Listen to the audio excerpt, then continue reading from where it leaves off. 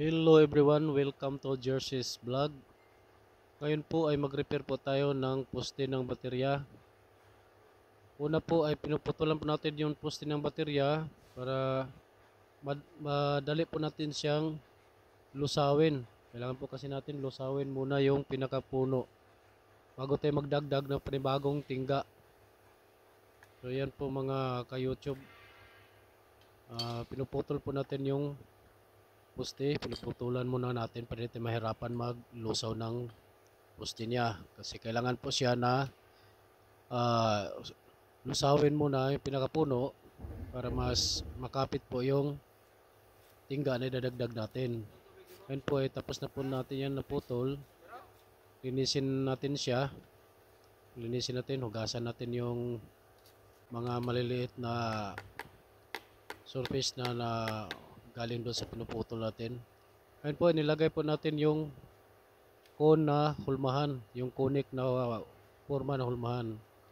Ang ginagamit po natin dyan na rod para sa pagsulda, yun ay carbon rod sa baterya. Yung baterya na ginagamit sa mga radio na yung malaki na size. Yung gitna po noon ang kinuha natin at tinulisan para na ipakagat natin sa ating plier. Yun po, inumpisa na po natin siyang isulda gamit ng ating carbon rod. Iniipit natin sa ating plier. So ganyan lang siya mga ka-YouTube. Yung kabilang alligator clip, pakagat mo sa isang poste ng baterya at kung saan yung susuldahin mo, doon mo yan yung soldering rod mo na panglusa doon sa tingga. Pero una, pinutulan natin yun ng poste niya para mas madali mag-penetrate yung pagsulda natin para maging pantay yung pinakapuno. Kasi hindi po siya pantay. At binubusan po natin siya ng tubig. At yung tila na yan, may nilagay tayo na tila dyan sa paikot ng hulmahan natin. At binasan natin ng tubig para yun ang magsilbing palamig doon sa sinusulda natin para hindi masisira yung plastic ng baterya. Ngayon dinagdagan natin siya ng tingga. Yung tingga na yan ay galing po sa mga baterya na sira at tinatanggal natin at nilulusaw na ginawang stick na para mas easy siya gamitin pag nag-repair ng poste. So ganyan lang ang proseso. Tapos, huwag natin hayaan na sobrang diin, na matagal na diin kasi ang posibilidad na malusaw din yung plastic niya sa puno. Kailangan natin siya buhusan ng tubig. At i-estimate lang natin yung init. Huwag natin hintayin na sobrang init kasi malusaw din yung plastic, yung pinakapuno niya. Kaya naglagay tayo ng tila dyan na binabasa ng tubig. At binubuhusan natin ng tubig. So ganyan lang siya.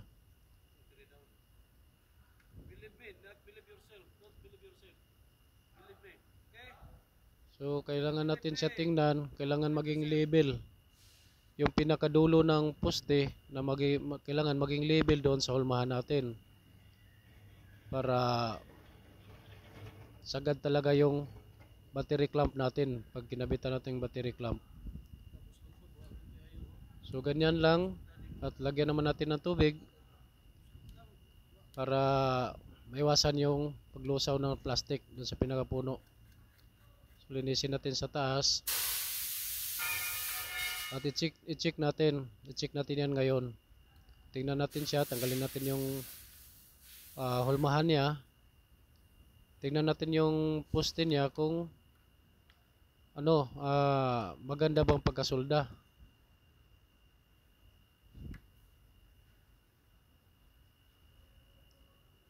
Tanggalin natin yung hulmahan at linisin natin gamit yung ating papel de liha. Kailangan natin siya lihaan.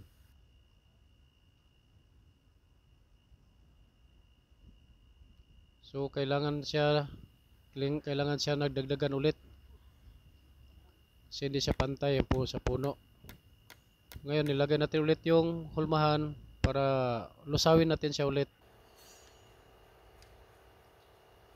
pagkakagat natin yung alligator clamp doon sa kabilang terminal at umpisa naman natin yung pagsulda. Lulusawin natin siya. Lulusawin natin siya na makapenetrate yung init ng panghinang natin doon sa pinakapuno, dahil yun ang habulin natin na maging plain yung pinakapuno niya. Tapos pag nilusaw mo yan, bababa ang level ng poste kasi na-penetrate na siya doon sa mga lubak-lubak sa pinakapuno, kaya nagdagdag tayo ng tingga ulit para maging pantay naman siya doon sa ating hulmahan. Ngayon, lagyan natin ng tubig para hindi malusaw yung plastic sa pinakapuno ng ating battery terminal, ating poste. Ngayon, tanggalin natin. Ngayon, i-check natin, lihaan natin siya para maging malinis yung surface ng ating poste ng baterya. So ganyan lang ang proseso, mga ka-YouTube. Yung mga electrician natin dyan o kahit yung may-ari ng mga personal ng sasakyan, pwede tayong matuto nito. O-provide lang tayo ng ganyan na gamit. At yan lang, gayahin natin kung paano yan na tutorial na pinapakita ko sa inyo. So dalawang baterya po yung re-repairin natin ngayon. Yung isa tapos na. Ito isa, linisin muna natin, no? Ayan, ilagyan naman natin yan ngayon ng panghulma, pero kailangan linisin muna natin siya.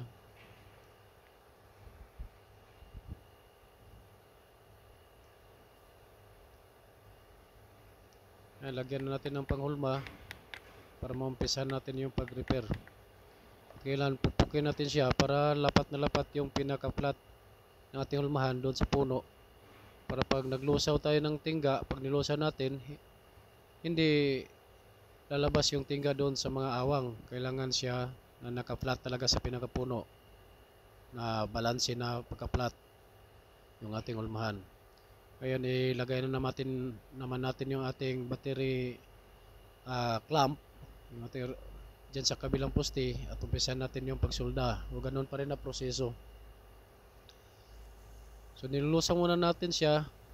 Hindi natin na siya binawasan kasi maliit na yung puno niya. Kaya na siyang lusawin ng ating panghinang. Kaya na siyang lusawin ng ating carbon rod. Ngayon, huwag masyadong diinan para maiwasan yung pag-init sa plastic. Tapos ulitin na naman, hihinangin hanggang ma-chance mo na nag-penetrate na o nalusaw na yung tingga niya mismo, na nag-penetrate dun sa pinakapuno, na na-occupy na yung space doon sa wall ng ating conic na hulmahan.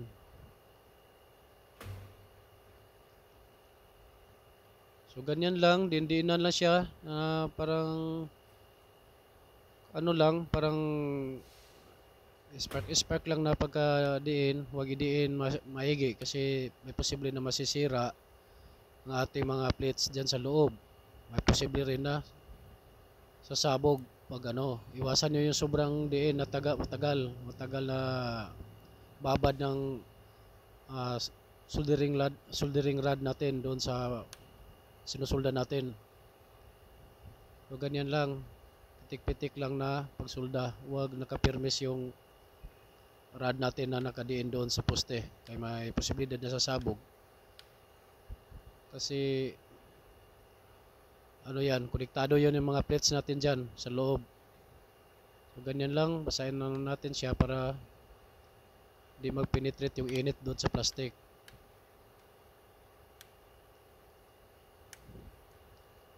Natin siya palamigin para kung gusto natin siyang i-check, madali na lang yan siya. Tatanggalin yung hulmahan pag nabasa natin ng tubig kasi malamig na siya, hindi na siya kapit sa hulmahan natin.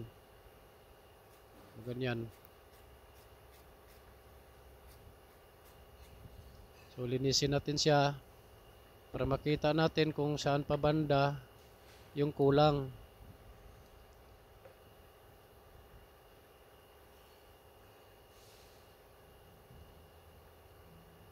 So tatanggalin natin yung ano niya,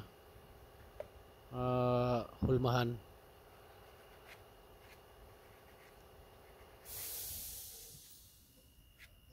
So kailangan natin siya lihaan para makita natin kung saan ang banda na lubak, yung may mga butas-butas pa na hindi siya plain. Para kung kailangan hinangin ulit, ibalik na naman natin yung hulmahan at ihinangin naman na ganun na proseso.